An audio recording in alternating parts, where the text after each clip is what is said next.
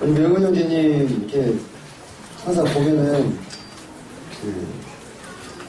젠틀하다는 느낌을 많이 받습니다. 온유하고 젠틀하다. 아마 김병장님이 그런 거에 반하지 않으셨을까 생각이 드는데 일일이 성경 말씀을 다 써 오셔가지고 성도들이 기억할 수 있도록 힌트도 주고 저라면 아마 외워보세요 이랬을 건데 네, 그런 걸 볼 때 형제님이 참 온유한 사람이라는 생각을 많이 하게 됩니다.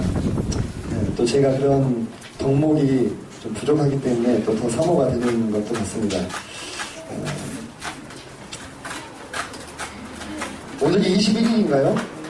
네, 완연한 가을 날씨를 이렇게 접어드는데 환절기라 아침 저녁으로 일교차가 큽니다. 저도 지난주까지 감기 때문에 무척 고생을 했고 또 감사하게도 이렇게 말씀 전할 때쯤 맞춰서 지금 많이 상태가 좋아져서 이렇게 말하는데 무리가 없는데 참 성도님들 감기 조심하시기 바랍니다.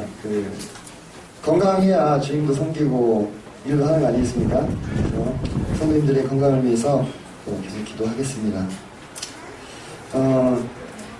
이틀 전 금요일 날 제가 이제 반에서 여자애들만 따로 남겼어요. 우리 반 여자애들이 11명인데 따로 남겨가지고 이제 아이들에게 과자를 좀 사가지고 이렇게 먹이고 이제 아이들끼리 이야기할 수 있는 자리를 이렇게 마련해줬습니다. 저희 반에서는 일주일에 한 번씩 그런 시간을 갖거든요. 네, 보통 이제 반 전체가 함께 모여서 그런 시간을 갖는데 남학생들이 있다 보니까 여학생들이 속에 있는 얘기를 다 못하더라고요. 그래서 따로 여학생들만 마치 뭔가 혼날 것이 있는 것처럼 분위기를 잡아서 다 남아있고 남자애들은 좋다고 봤는데 알고 보니까 여자애들 과자를 먹고 있는 거예요. 그래서 막 창문으로 쳐다보고 막 난리가 났었는데 그 자리에서 아이들이 참 놀라운 얘기들을 많이 했습니다. 이제 12살밖에 안 됐어요. 5학년. 근데 12살짜리들의 인생이 왜 이렇게 지들 나름대로 힘든지. 네. 어떤 아이는 자기가 이제 우울증이 거의 와서 우울증이 걸리랑 말랑 한다. 네. 그런 얘기를 하면서 막 울어요. 우니까 옆에 있는 여자들도 다 같이 막 우는 거예요. 그래가지고 자기가 이제 외동딸이고 또 4학년 때 왕딸을 당해서 그런 트라우마 때문에 아이들이 자기 주변에서 이렇게 귓속말을 하면 꼭 자기를 욕하는 것처럼 생각을 하는 거예요. 그래서 꼭 가서 무슨 얘기냐고 확인해 봐야 되고 등신은 꼭 남자애같이 이렇게 크고 항상 호탕하게 막 웃는 아이였는데 그 웃음이 자기의 그런 우울함을 감추기 위한 웃음이었다 이 얘기를 하는 거예요. 그런 얘기 들으면서 참 몰랐던 부분들을 또 알게 됐고 또 4학년 때 왕따를 시켰던 아이도 거기 있었고 왕따를 당했던 아이도 거기 있었어요. 그래서 왕따를 시킨 아이가 진심으로 사과하고 또 왕따를 당했던 아이들도 그런 이야기를 하면서 또 회복이 되고 하여튼 제가 그 아이들을 이렇게 보면서 참 많은 생각을 했습니다. 이게 참 너무나 위로와 관심과 사랑이 필요한 그냥 존재들이 참 많구나. 이 아이들이 이렇게 아이들이 거의 다 울었어요. 막 거의 한 2시간이 넘게 얘기를 했거든요. 애들끼리.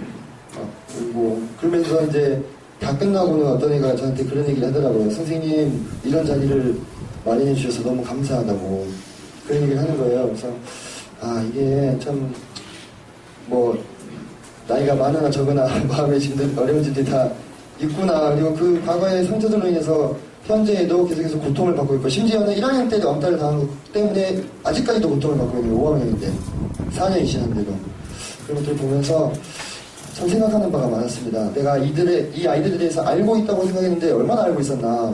네. 그런 생각도 좀 하게 되고 또 더불어서 생각이 이제 전이 돼가지고 성도님들에 대해서도 알고 있다고 하는데 그게 얼마나 알고 있는 건지 이들의 어려움을 또 마음의 짐을 내가 얼마나 공감하고 있는 건지 이런 부분들을 좀 생각을 좀 해보게 됐습니다. 도입인데 너무 시간이 많이 걸리네요. 네. 여하튼 오늘서 함께 제가 원래대로라면 이제 하나님의 영광에 대해서 하나님의 영광에 대해서 쭉 시리즈로 말씀을 나누기로 하는 마음이 있었고, 또 지난번에 또 예수 그리스도에 대해서, 예수 그리스도를 통해서 나타난 하나님의 영광에 대해서 나눴지만, 주님께서 좀 어떤 계기를 통해서 정말로 성도님들에게 필요한 말씀, 정말 우리 광주 동북교회라는 이 오늘도 우리가 함께 모여서 예배를 드렸는데요. 하나님께서는 이 동북교회를 가장 잘 알고 계시겠죠. 그리고 이 동북교회에 가장 지금 필요한 말씀이 무엇인지를 알고 계실 것입니다. 그래서 그것을 알게 해주시라고 기도하면서 말씀을 좀 준비하게 됐습니다. 그리고 그것을 알 수 있는 방법은 제 개인의 능력으로는 불가능한 것이고 성령으로 말미암아 그것을 알게 해주시기를 위해서 기도하면서 정말 동북교회에 현재 필요한 말씀이 무엇인가 그런 것들을 생각하게 될 때 주님께서 이렇게 말씀을 주셨습니다. 함께 계시록 2장을 보시겠습니다.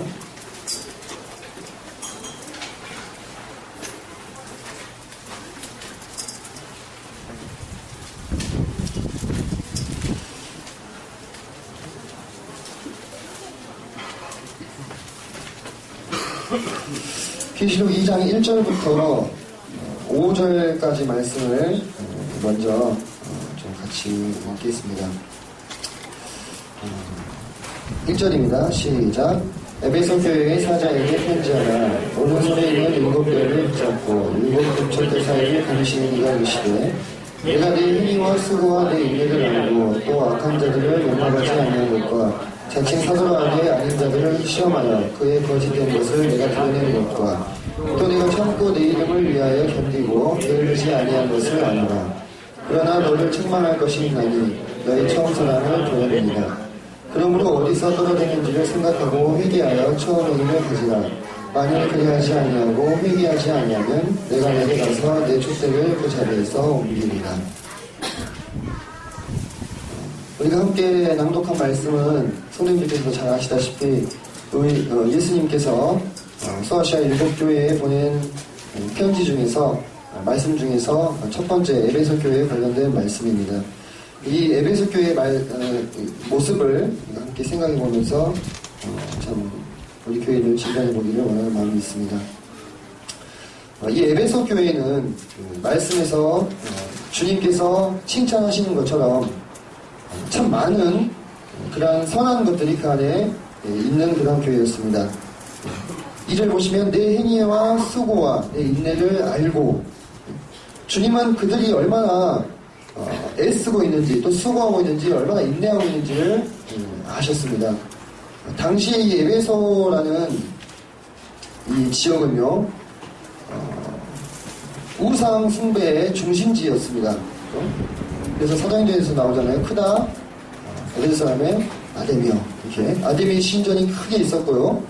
또 아르테미스는 미의 여신이었기 때문에 그 신전에서 봉사하는 신전 창기들이 있었습니다. 그래서 성적으로도 무척이나 문란한 그런 도시였어요. 그래서 이 도시에서 예수 그리스도를 섬기면서 거룩한 삶을 산다는 것은 결코 쉬운 일이 아니었습니다. 그런데 에베소 교회 성도들은 그 주님을 의지하여 여러 수고와 인내로서 주님을 섬기고 있었습니다. 그리고 자칭 사도라 하되 아닌 자들을 시험하여 그의 거짓된 것을 내가 드러낸 것과 사도라 하는 자들이 교회에 들어와서 자신의 어떤 지식과 또 말씀의 분별을 이야기할 때 그런 것들을 시험해서 그 거짓됨을 드러낼 수 있을 정도로 이 에베소 교회는 깨어 있었습니다. 분별력이 있었고요. 또 그들을 드러내어 쫓아낼 수 있는 용기와 담력도 가지고 있는 그런 교회였어요. 쉽게 얘기하면 영적인 분별력이 있었고 또 분별한 것을 실행할 수 있는 그런 담대함이 구비된 교회가 바로 이 에베소 교회였습니다.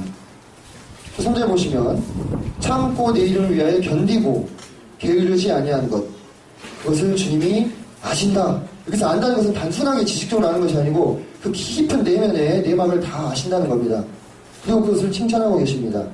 그들은 게으르지 않았습니다. 부지런히 주님을 섬겼고요. 부지런히 주님을 위해서 인내하고 견뎠습니다. 참으로 여러 가지 여건이 불비한 상황이었지만 그렇게 그들은 충성되이 주님을 섬기고 있었어요. 그런데 이 교회에 대해서 주님께서 한 가지 책망을 하십니다. 4절에서 보시는 바와 같이 이 에베소 교회는 처음 사랑을 버림으로 말미암아 이 주님께 책망을 지금 듣고 있습니다. 모든 능력과 모든 은사가 풍부하게 발휘되고 있었고요. 또 영적인 분별력을 가지고 거짓 교사들을 쫓아내고 참고 견디고 게으르지 않게 주님을 섬기는 참으로 놀라운 교회인데 이 처음 사랑을 버린 행위로 인하여 주님께 책망을 받고 있어요. 이러한 에베소 교회의 어떤 처음 사랑을 버린 행위는 주님을 무척이나 근심하게 만들었습니다. 그리고 주님이 결코 이것을 용납하지 않으리라는 것은 이 계시록에 쓰신 말씀을 통해서 우리가 확인할 수 있는 것입니다. 참 이 에베소 교회의 모습을 이렇게 제가 보았을 때 이 에베소 교회의 모습은요 제가 추구하던 어떤 신앙과 무척 많이 닮아 있었어요. 저는 자매와 결혼하기 전에 그런 얘기를 자매랑 자주 했습니다. 자매님, 저는 예수 그리스도의 손에 들리운 검이 되고 싶다고. 그래서 모든 악한 것과 거짓된 것과 하나님의 말씀을 잘못 분별하는 것들을 쳐서 파하고 그것을 날카롭게 분별해낼 수 있는 하나님의 검이 되고 싶다고 이렇게 저희 영적인 포부를 자매와 함께 교제를 많이 했습니다. 근데 바로 이 에베소 교회가 그러한 것들을 가지고 있었어요. 이 에베소 교회는 교리적으로 흠이 없었고 영적인 분별력으로 거짓된 것들을 밝혀낼 수 있는 그러한 교회였습니다. 그런데 그 교회에 대해서 주님은 책망하고 계시는 것입니다. 무슨 이유 때문이었나요? 처음 사랑을 버렸다. 사랑이 없다고 하신 것이 아니었습니다. 이 교회 안에도 나름의 사랑이 있었을 것입니다. 에베소 교회가 견디고 수고하고 인내하는 것이 단순히 의무감만으로 될 수 있는 일이 아니잖아요. 그들은 그 안에 어느 정도 사랑이 있었어요. 그리고 서로를 돌아보는 그러한 섬김이 있었고요. 하지만 주님께서 그들에게 요구하시는 사랑의 수준은 처음 사랑이었어요. 아마도 이 에베소 교회가 처음에 개척될 때 그 교회의 성도들은 비록 숫자가 작고 많은 어떤 환경으로부터 압박을 받고 있었지만 서로 뜨겁게 사랑함으로 그런 것들을 넉넉히 이겨냈을 것이라고 생각이 됩니다. 뜨겁게 사랑함으로. 그래서 어떤 어려움과 고통이 올 때에도 성도들을 사랑하는 그 사랑으로 그것들을 이겨내고 주님을 기쁘시게 섬기는 그러한 교회였을 것입니다.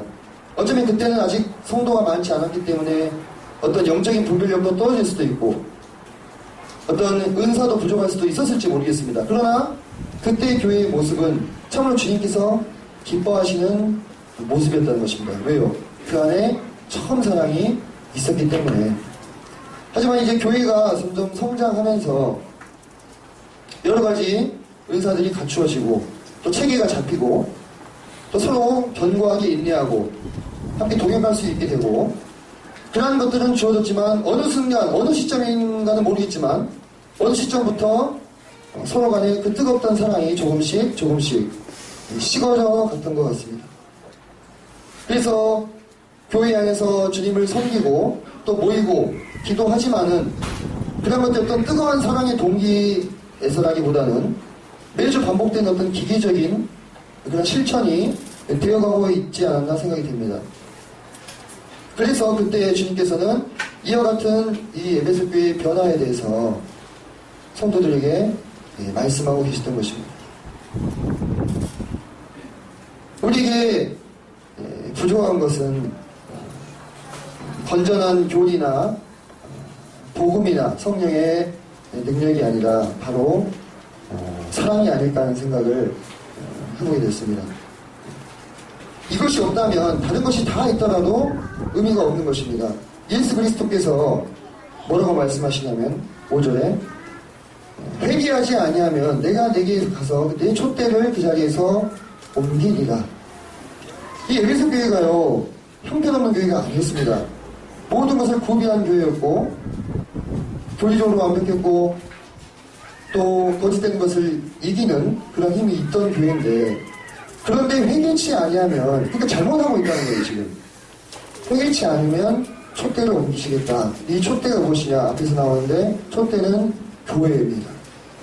촛대를 옮기시겠다는 말씀은 에베소 지방에서 지역교회가 옮겨질 것이라는 얘기입니다. 지금 우리가 아시다시피 에베소 지방에는 교회가 없죠. 터키이지 않습니까? 참으로 두려운 말씀이 아닐 수가 없습니다.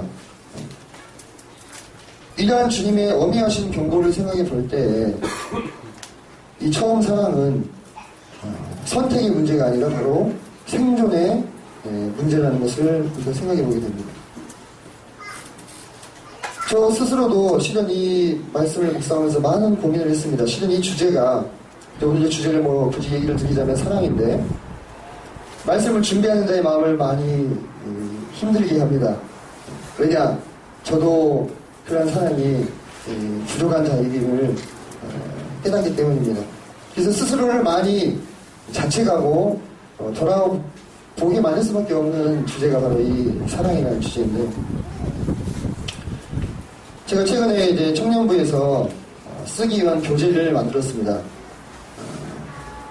어제 이제 청년들에게 나눠줬는데요.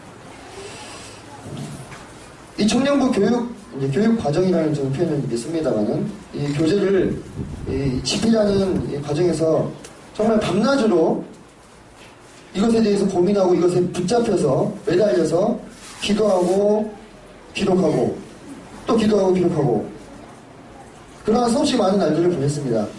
이것을 제가 알아달라고 이렇게 얘기를 하는 것이 아니고, 저를 그렇게 붙잡아 준 그 마음의 원동력은 다른 것이 아니고, 우리 동북교회 청년들을 주님의 말씀 안에서 바르게 잘 양육해서 이들이 정말 진리의 견고한 터에 위에 서서 하나님과 사람 앞에 출입하기에 부족함이 없는 자들로 세워지고 하나님의 일을 장차 감당하기에 능한 일꾼들로 세워지기를 바라는 그 마음이 제 마음의 원동력이 됐습니다.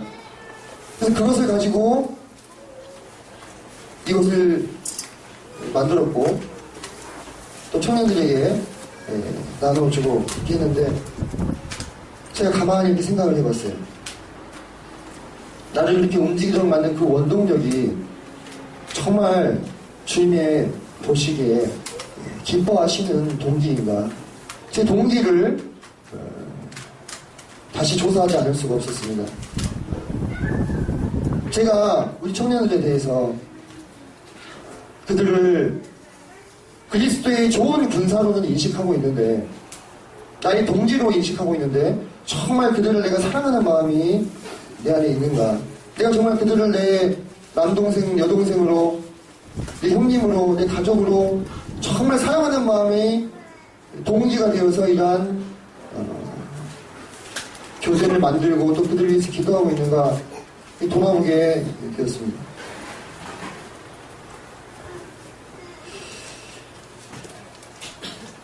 사랑이 아니면 아무것도 아닌데, 좀 스스로 돌아봤을 때 내가 우리 청년들에 대해서 정말 사랑이, 참된 사랑이 부족한 사람이다라는 생각을 많이 하게 됐습니다.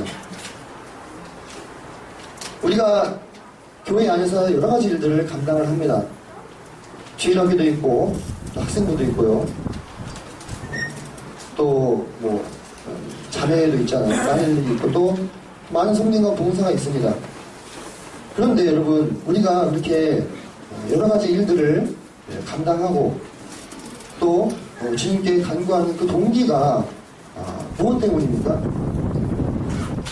정말로 내게 맡겨진 그 어린아이들을 사랑하는 마음으로, 정말 그들을 진심으로 사랑하는 마음으로 섬기고 있는 것입니까? 아니면은 내게 맡겨진 일이니까 내게 주어진 일을, 이런 표현이 좀 그렇습니다만 좀 기계적으로 매주 감당해주고 함께 참여해주고, 혹시 우리 마음 가운데 그런 마음이 언젠가부터 찾아온 것은 아닌지, 제가 뭐 우리 주택교 관사님들 편하게 보실 때 아닙니다. 그냥 우리가 한번 생각해 봤으면 좋겠다는 겁니다. 만약에 그러하다면 우리의 동기가 어느 순간부터 사랑에서 떠나 있다면 그것은 주님이 보셨을 때 책망을 받을 일이라는 것입니다. 그리고 우리 뭐 교회 학교뿐만 아니라 우리가 교회에서 행하는 모든 일들, 교회의 인도자들, 교회 인도자들도 성도들에 대해서 정말 사랑을 가지고, 교회 일꾼들도 정말 사랑을 가지고 우리가 행하는 것인지, 아니면 다른 어떤 동기로 일들을 행하고 있는 것인지 스스로를 정말 돌아보지 않을 수가 없었습니다. 제가 어제 청년부를 조금 일찍 먼저 나왔습니다. 정기적인 프로그램이 끝나고, 어제가 한 형제가 생일이어가지고 생일 케이크를 준비해서 같이 축하해주는 자리가 있었는데, 그 일을 끝내고 이렇게 나오는데 제가 1핑계를 대고 나왔습니다. 내일 말씀을 준비해야 돼서 좀 일찍 가야 되겠습니다. 근데 마음까지 생각해 봤을 때 마치 무슨 프로그램 진행하는 것처럼 정말로 같이 기뻐하고 축하해줄 일에 대해서 그냥 케이크 자르고 불 끄자마자 내일에 바빠가지고 먼저 나가는 이 모습 속에 정말 내가 사랑을 가지고 있는가, 우리 지체들에 대해서. 말씀 준비 때문에, 그러니까 일 때문에 더 중요한 사랑을 놓치고 있는 것은 아닌가 하는 생각을 하면서 마음이 상당히 좀 무거운 마음이 있었습니다. 주님께서 우리에게 말씀하신 바와 같이 이 사랑은요, 다른 모든 것들보다 더 중요한 것이었습니다. 그래서 에베소서에 다른 모든 것은 있었지만 처음 사랑이 떨어짐으로 이것으로 인해서 주님께서 책망하신 것입니다. 고린도전서 12장 31절을 보시겠습니다.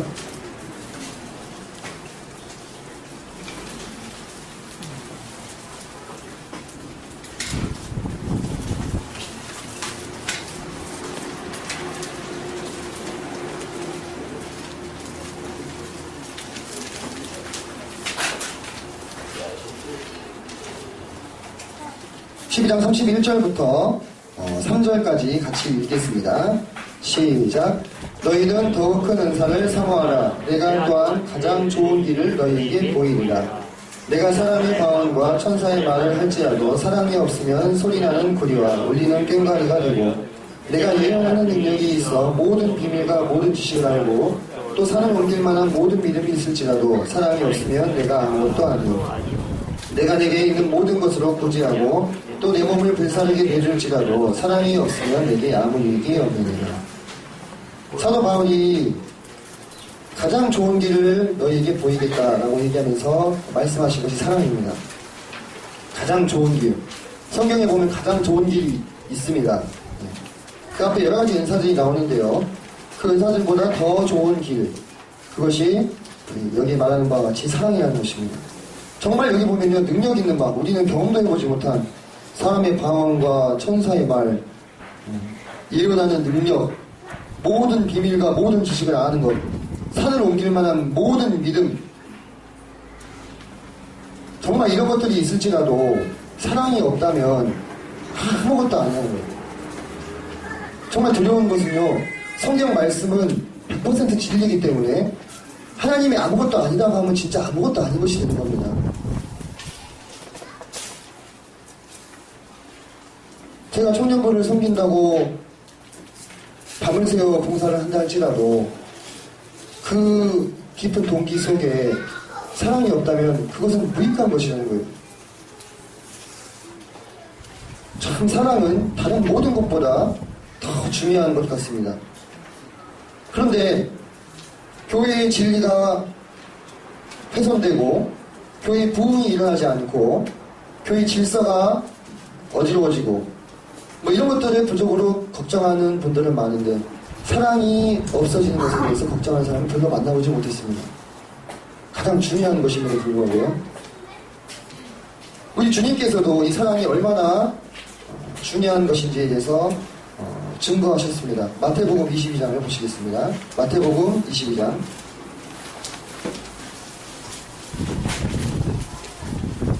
마태복음 22장 37절로 38절입니다.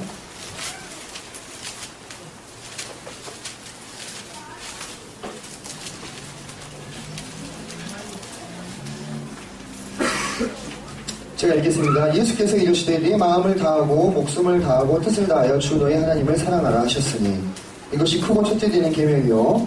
39절도 읽겠습니다. 둘째도 그와 같으니 네 이웃을 네 자신같이 사랑하라 하셨으니. 주님께서 율법을 딱 두 마디로 정리하셨는데 첫 번째는 하나님을 사랑하라, 그리고 두 번째는 내 이웃을 사랑하라 하신 말씀입니다. 또 요한일서에 보면 하나님은 사랑이시다 이렇게 얘기하고 있습니다.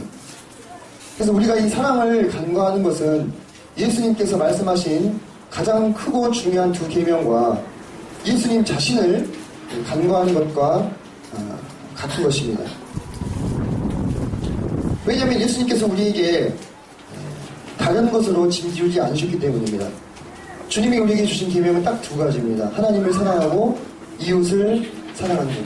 이 이웃은 우리가 선한 사마리아인의 비유에서 잘 알 수 있죠. 이 이웃은 우리의 도움이 필요한 사람, 우리 관심이 필요한 사람이 다 우리의 이웃이 됩니다.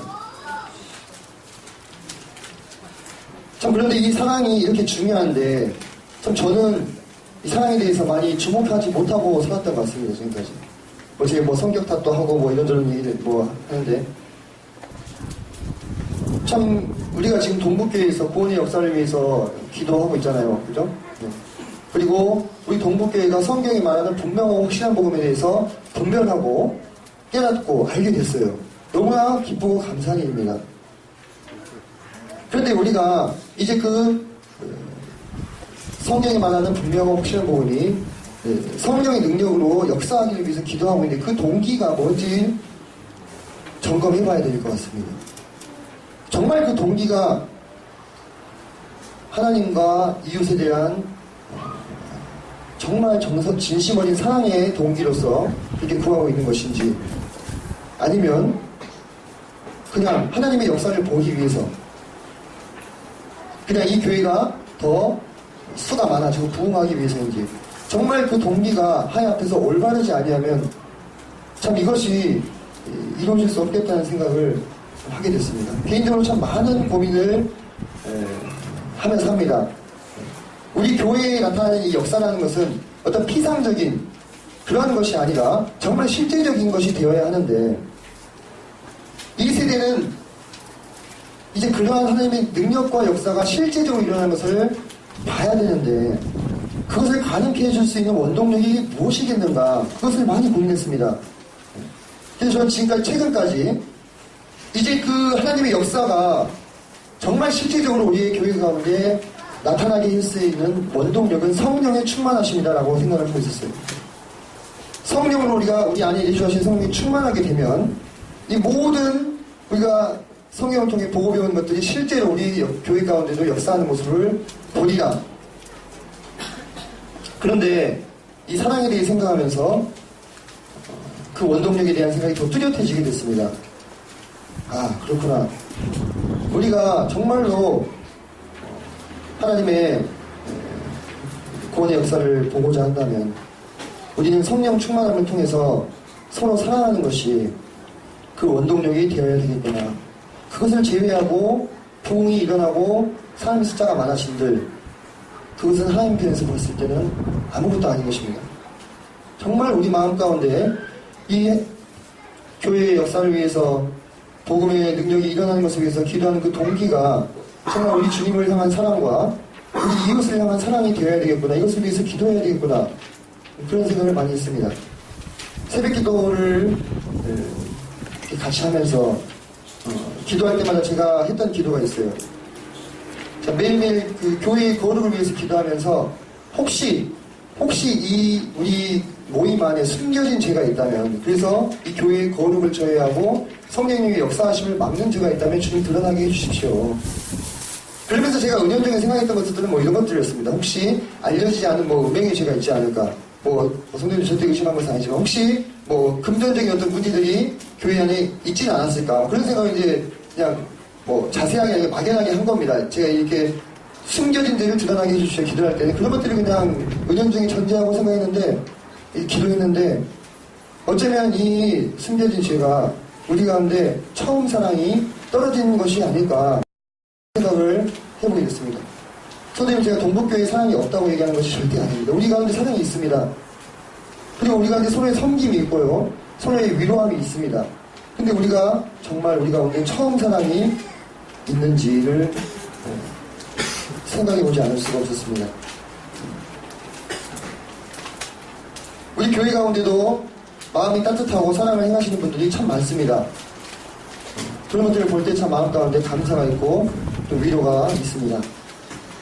근데 우리가 이 사랑에 대해서도요, 나의 사랑이라는 것을 또 한번 점검해 봐야 될 필요가 있습니다. 누가복음 6장 32절을 보시겠습니다.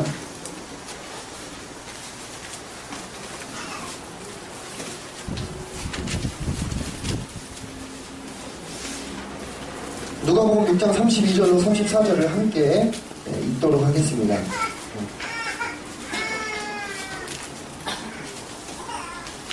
같이 읽겠습니다. 시작.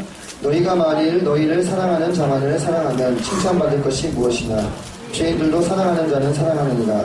너희가 만일 선대하는 자만을 선대하면 칭찬받을 것이 무엇이냐 죄인들도 이렇게 하느니라. 너희가 받기를 바라고 사람들에게 구워주면 칭찬받을 것이 무엇이냐 죄인들도 그만큼 받고자 하여 죄인에게 구워주느니라. 우리가 보통 일반적으로 내 가족, 내 친구, 또 내 친척들, 또 나랑 친하고 나랑 잘 통하는 그러한 분들만을 사랑하면서 스스로 난 참 사랑이 많은 사람이야, 이렇게 착각할 수 있어요. 나는 참 마음이 넓어, 나는 참 사랑이 많고 따뜻한 사람인가 봐, 주님을 닮았나 봐, 이렇게. 그런데 성경 말씀은 그렇게 사랑하는 것이 칭찬받을 것이 무엇이냐라고 반문하고 있습니다. 혹시 우리 모임 안에서도 이런 모습들이 있지는 않은지 참 돌아봐지게 됩니다. 친한 성도끼리 비슷한 나이대별로 또 부담 없이 오래 본 사이끼리는 서로 교제가 되고 또 서로 좋은데 나랑 좀 맞지 않고 성격적으로는 모습이죠. 또 나랑 함께 만날 일도 별로 없고 그런 자들에 대해서 내가 냉랭한 것은 아니지만 크게 관심이 없는 그런 모습으로 살아가고 있는 것은 아닌지. 그러나 이와 같은 모습은 교회 안에서 주님이 보시기에 바람직한 모습이 아닐 수 있다는 겁니다. 나랑 이게 성격적으로 부딪히는 경우가 있잖아요. 그러면은 그냥 다른 것이 문제가 아니고, 그래서 그 지체하고는 가급적이면 좀 부딪히지 않기 위해서 서로 안 보게 되고, 좀 그러한 모습들이 우리 가운데 있다면, 청년들도 부치님 모치님이 어려워서 먼저 다가가서 선뜻 인사하기가 어렵고, 그런 모습들이 혹시 있다면, 또 먼저 되신 부치님 모치님들도 청년들을 손자 손녀같이 생각하기가 어렵다면, 이것이 좀 과한 것일 수도 있겠습니다만, 그런 것은 주님께서 우리 교회에 바라시는 바람직한 모습은 아닐 수 있겠다는 생각이 들었습니다. 여러분, 우리 가족과 우리 친척과 친구들을 당연히 사랑해야 됩니다. 주님께서 친족을 돌아보지 않는 데는 불신자보다 못하다고 하셨죠. 하지만 주님이 이 교회를 통하여 세상에 보여주시고자 하는 모습은 그 이상의 것인 거예요. 이 세상에는 존재한 적이 없었던 모습을 보여주시기를 원하시는데, 그것이 에베소 교회에 책망하셨던 처음사랑의 모습인 것 같습니다. 그래서 이제 주님께서 에베소 교회에 대한 처방을 내려주십니다. 에베소 교회를 진단하시고요. 자, 다시 본문으로 좀 돌아가 볼까요? 계시록 2장을 펴주시기 바랍니다.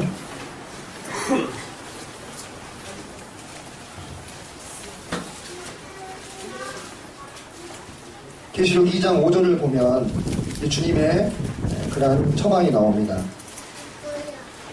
그러므로 어디서 떨어졌는지를 생각하고 회개하여 처음 행위를 가지라. 먼저 주님은 어디서 떨어졌는지를 생각하라 이렇게 말씀하고 있습니다. 우리가 모두 그러한 참 아름다운 기억들이 있습니다. 우리 마음이 참으로 성령으로 충만하고 주님으로 가득 채워져서 성도들을 만나기만 해도 좋고, 서로 그냥 뭐 하지 않아도 그냥 같이 모이기만 해도 좋고, 참 성도님이라면 반갑고, 또 뭐라도 섬기고 싶고 돕고 싶고, 그런 마음들로 가득 차서 참 성도들을 사랑했던 참 아름다운 추억들이 있습니다. 그리고 지금 이렇게 사시는 분들도 계시고요, 물론. 그럼 주님께서 그와 같은 처음 사랑의 마음을 다시 생각하라는 것입니다. 다시 떠올리라는 것입니다. 그때 교회가 서로에게 어떻게 행했는지, 그때 내가 다른 성도에게 어떻게 행했는지를 생각하라는 것입니다. 내 마음 가운데 주님의 사랑이 넘칠 때, 주님에 대한 감사함으로, 주님에 대한 감동으로 성도들이 너무나 사랑스럽게 보였을 때, 바로 그때의 내 삶의 모습이 어땠는지, 내가 어떻게 살았는지를 생각해 보라는 것입니다. 그리고 두 번째로 주님은 회개하라 이렇게 하셨습니다. 우리가 서로 사랑하지만, 물론 사랑하지만 처음 사랑한 것만큼 사랑하지 못했음에 대해서 경허히 인정하고 이제 주님 앞에 다시 나아가야 됩니다. 회개라는 것은 전적인 돌이킴을 이야기합니다. 내 마음 가운데 혹시 다른 지체들에 대해서 정말 그들을 향한 참된 사랑보다 입으로 내뱉지는 않았지만 비판하는 마음이나 판단하는 마음이나 또는 미워하는 마음이 있었다면, 이제 그런 것들을 주님 앞에서 오롯이 회개하고 우리 마음을 돌이켜서 처음 내가 성도들을 대했던 그 마음으로 돌이켜야 되는 것입니다. 그것이 주님께서 에베소 교회에 주시는 처방입니다. 그리고 마지막으로 처음 행위를 가지라. 처음에 주님이 부어주신 사랑으로 가득 찼을 때 교회와 성도들을 향하여 살았던 그 삶의 모습을 다시 가지라는 것입니다. 이것은 결코 저절로 되는 것은 아닙니다. 이 사랑은 속세에서도 그러잖아요. 사랑은 아픈 것이라고. 그 말이 참 일리가 있는 것 같습니다. 다른 사람을 사랑하기 위해서는, 진심으로 사랑하기 위해서는 정말 그냥 되어지는 것이 아니고 이 일에 위해서 힘써야 됩니다. 왜? 사랑하는 것이 힘들기 때문에 그렇죠. 그래서 우리는 우리의 사랑의 대상들에 대해서 먼저는 주님과, 둘째는 교회와, 셋째는 이웃들에 대해서 처음 사랑의 행위를 회복해야 됩니다. 주님께서는 성경의 여러 곳을 통해서 이 사랑의 행위에 대해서 자세하게 우리에게 알려주셨습니다. 사랑과 직간접적으로 관련된 구절들이 거의 1000번이 넘게 나옵니다. 성경에. 이것은 우리가 사랑이 얼마나 중요한 성경의 주제인지를 가늠하게 해주는 시금석이 되죠. 구체적인 사랑의 행위들을 주님께서는 우리에게 알려주시고 그 사랑의 행위로 돌아가기를 말씀하고 계십니다. 첫 번째로 주님께서는 하나님에 대한 순종이 곧 하나님에 대한 사랑임을 말씀하고 있습니다. 우리가 하나님의 말씀 앞에서, 말씀은 그렇지만 제 생각은 이런데요, 이런 생각들을 자주 할 수 있습니다. 저도 그런 적도 많이 있고요. 근데 그것은 하나님을 사랑하는 행위가 아니죠. 요한일서에서 하나님을 사랑하는 자는, 나를 사랑하는 자는 내 계명을 지킨다고 요한복음에서 주님께서 말씀하고 있죠. 요한복음 14장 21절에서요. 시간 관계로 처지 않겠습니다. 그러므로 우리의 사랑의 첫 시작은, 우리 처음 사랑의 회복의 시작은 우리 주님께 대한 순종으로부터 시작해야 되는 것입니다. 그리고 우리는 사랑을 표현해야 됩니다. 사도 바울은 그의 서신서에 곳곳에 성도들에 대한 사랑을 표현하고 있습니다. 로마서는 가장 위대한 교리서입니다만은 그 로마서의 마지막 장인 16장은 온통 성도들에 대한 사랑의 표현으로 가득 차 있습니다. 가장 위대한 교리서에서조차도 사랑의 표현을 잊지 않고 있다면 우리는 얼마나 더 서로에게 사랑의 표현을 해야 되겠습니까? 성도에게 감사하는 게 있으면 고마워요. 감사합니다. 또 성도님이 나를 뭐 도와주고 있으면 고맙습니다. 또 성도님 사랑합니다. 이렇게 표현하는 것이 참 어려워요, 그죠? 예. 우리 한국적인 뭐랄까요, 이 문화 안에서는 어렵습니다. 하지만 우리 믿음의 선진들이 이렇게 하셨더라고요. 사도 바울이 누구에게 무난하라, 누구에게 무난하라, 내가 너희를 잊지 않고 있다, 누구를 격려하라, 위로하라, 이런 말들을 계속 쓰잖아요. 예.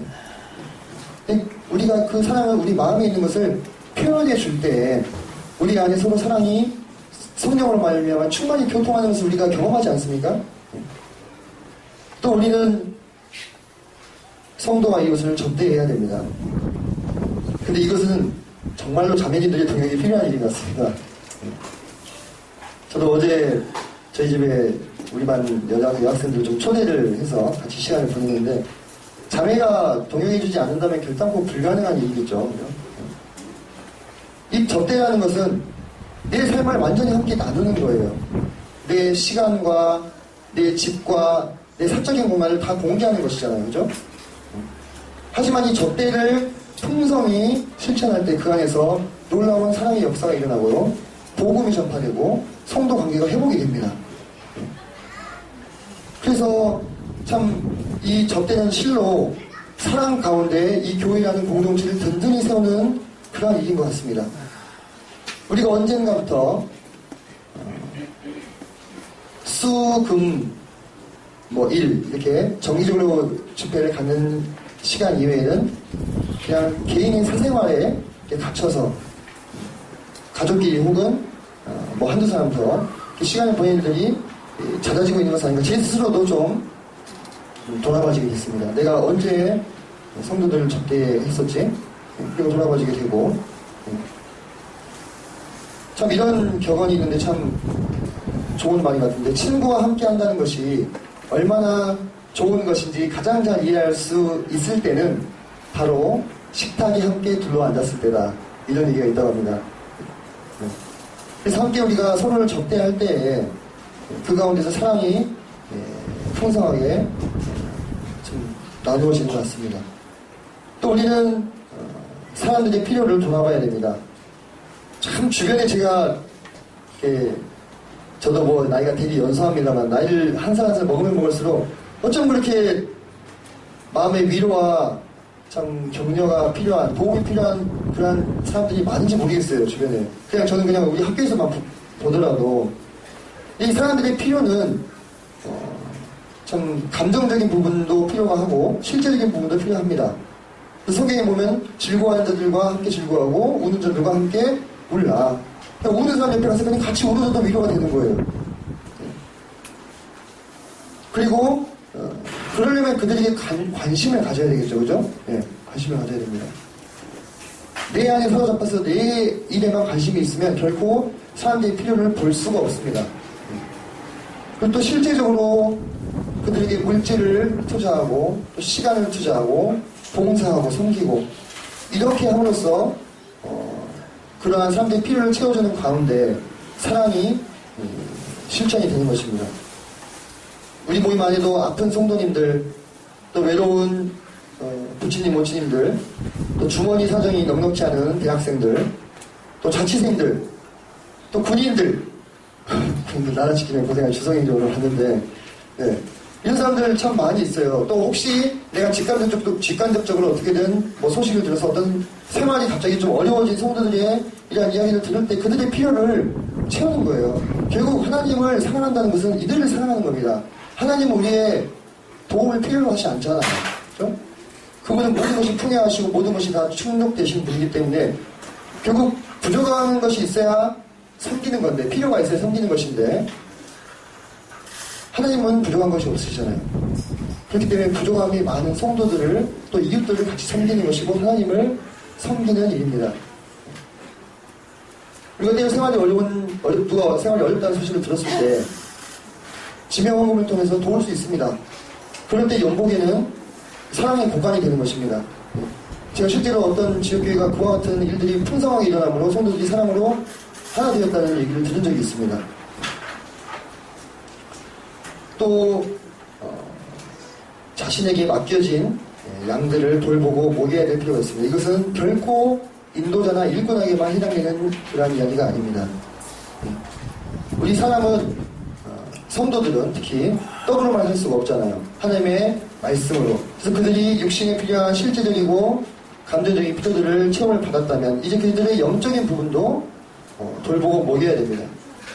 그래서 내게 맡겨진 양들, 누구에게나 맡겨진 양들이 있습니다.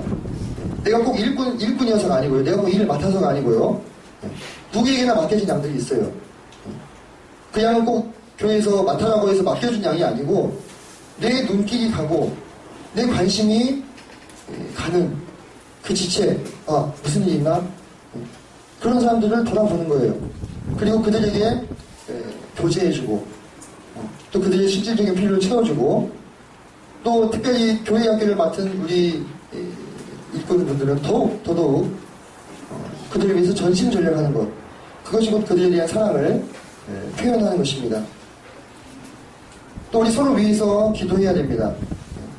우리 기도할 게 이런 말 습관적으로 많이 쓰잖아요. 그죠? 아이고 어떻게 해? 기도할게. 그리고는 돌아서서 잊어버리는 경우가 얼마나 많습니까? 그죠? 예. 어떤 청년 형제는 상당히 지혜롭게 하더라고요. 기도할게 얘기하는 그 순간 기도한대요. 나중에 까먹으니까. 예. 우리가 서로 위해서 기도하는 것, 중보의 기도를 하는 것, 이것이 얼마나 놀라운 사랑의 행위인지 모릅니다. 예. 사도 바울은 로마의 성도들에게 로마서를 쓰면서 내가 너희를 위해서 항상 기도한다 이렇게 쓰고 있습니다. 실은 사도 바울은 로마 성도를 한 번도 본 적도 없어요. 근데 그들을 위해서 항상 기도하는 바울의 모습을 볼 때에 우리 또한 그와 같이 더더욱 성도들을 위해서 서로서로 기도해야 하지 않는가 하는 생각을 하게 됩니다.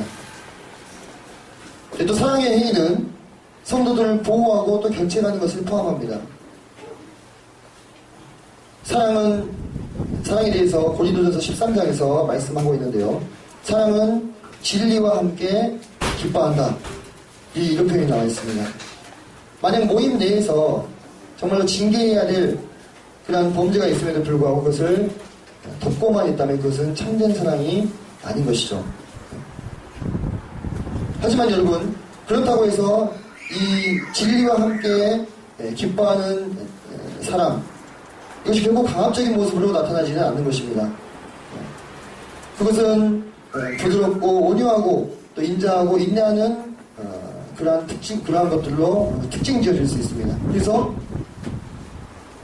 우리가 어떤 지체가 범죄했을 때 그것을 견책하고 또 징계하는 목적은 결국 그 지체를 회복시켜서 다시 우리 모임 안으로 온전히 세우기 위한 목적인 것이죠. 결국은 더 멀리 보면 그를 향한 진정한 사랑의 행위가 될 수 있습니다. 그러나 우리는 항상 그 안에서 인내와 온유함으로 그와 같은 일들을 행해야 될 필요가 있습니다.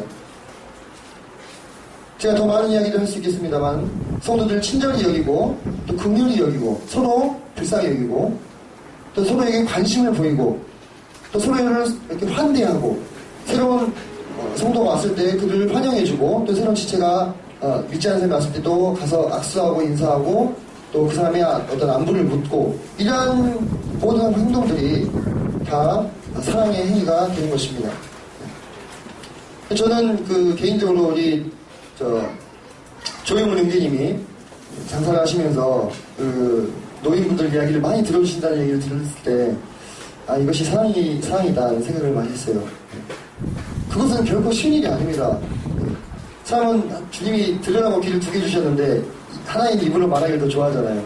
들으려면 집중해야 되고 자기 시간을 투자해야 되고 하여튼 자기의 뭔가를 손해를 봐야 되는 거예요. 근데 그것을 이렇게 꾸준히 실천하신다는 것은 그 이웃에 대한 사랑이고 관심이죠. 우리에게 그와 같은 모습들이 정말 더 넓게 보여져야 될 것 같습니다. 사랑은 결코 바라만 보고 있는 것이 아닙니다. 어떤 행동들을 사랑으로 규정할 수는 없겠지만 사랑은 반드시 행동을 수반합니다. 그래서 사랑은 고군분투하는 성도들에게 힘내 하고 등 한 2번 떠들어주고 아무것도 하지 않는 그런 것은 사랑이 아닙니다. 함께 와서 함께 거들고 함께 먹고 함께 희노애락을 같이 하는 것이 참된 사랑인 것입니다. 그래서 교회적으로 새벽 기도를 지금 하고 있습니다. 6시에 일어나는 것이 힘듭니다.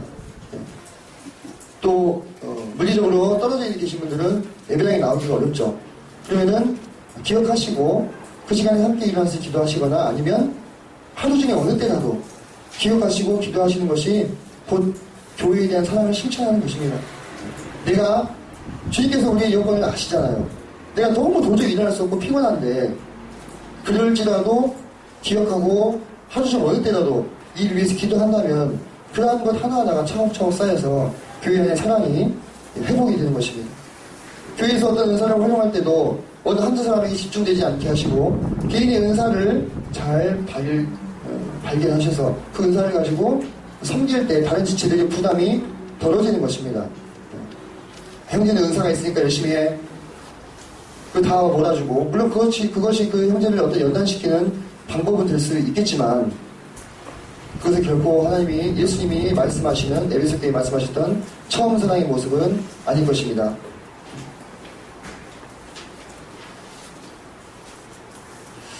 네.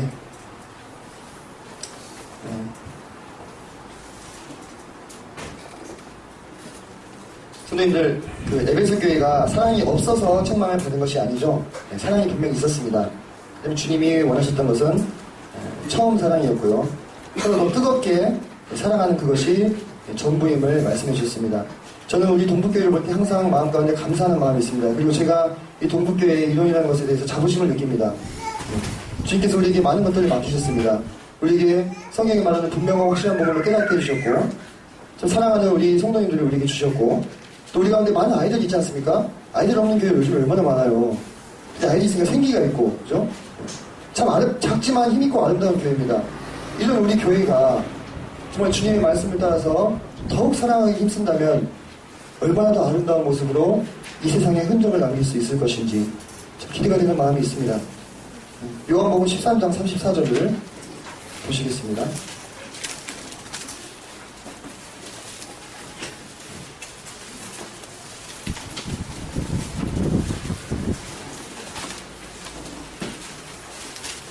(13장) 34절과 35절 말씀을 같이 읽도록 하겠습니다. 시작. 새 계명을 너희에게 주노니 서로 사랑하라. 내가 너희를 사랑한 것 같이 너희도 서로 사랑하라. 너희가 서로 사랑하면 이로써 모든 사람이 너희가 내 제자인 줄을 알리라. 이 새 계명은 새로운 인류에게 주어진 것입니다. 새로운 인류라 함은 하나님의 아들 예수 그리스도로 말미암아서 거듭나서 새로운 피조물이 된 우리를 얘기합니다. 하나님의 모든 사랑의 목적은 이 세상에 속하지 아니한 이 새로운 피조물, 이 새로운 인류 교회를 잉태하기 위한 것입니다. 그렇다면 이제 이 새로운 피조물은 이 세상에 속하지 아니한 사랑을 보여줘야 됩니다. 세상에. 이 세상은요 얼마나 자기 중심적이고 자기애적이고 자아실현적이고 자기 만족적인 사랑으로 가득 차 있습니까? 그런 사람은 밖에 나가면 정말 널렸어요. 자기를 사랑하는 사람. 밖에 널렸잖아요. 우리가 뭐 굳이 막 눈을 이렇게 씻고 찾으려고 할 필요 없이. 만일 우리의 사랑이 그런 것이라면 어떻게 우리를 새 피조물이라고 부를 수 있겠습니까? 어떻게 세상 사람들이 우리를 통해서 예수님을 볼 수 있을까요? 우리의 사랑은 이제 이 지긋지긋한, 저도 참 마음 가운데 이 지긋지긋한 자기가 있습니다. 그 자기를 자꾸 보니까 남들을 볼 수가 없는 거예요.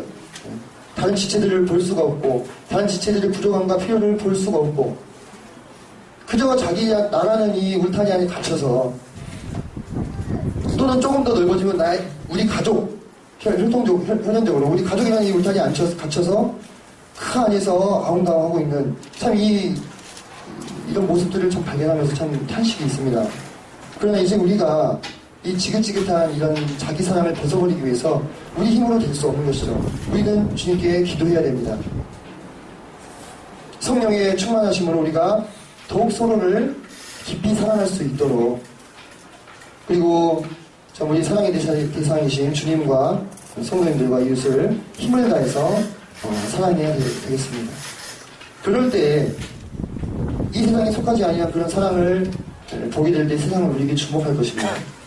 그리고 우리가 참으로 예수 그리스도의 제자임을 알게 될 것입니다. 오늘 여러 가지 이야기를 하는데 참 우리 동북교회 성도님들께서 얼마나 서로를 사랑하고 계신지 잘 압니다. 아마 제가 제일 사랑이 부족한 자가 아닌가 하는 생각을 많이 했습니다. 주님께서 에베소 교회를 사랑하심으로 내가 사랑하는 자를 책망하노니 이렇게 말씀하시잖아요. 계시록에서. 그러므로 처음 사랑을 회복하게 함으로 더 놀라운 주님의 아름다운 교회가 되게 하시는 것처럼 이 동북교회도 더 서로 사랑함으로 성도님들께서 주님의 마음이 합한 그런 교회가 되기를 바랍니다. 이상으로 말씀을 마치겠습니다.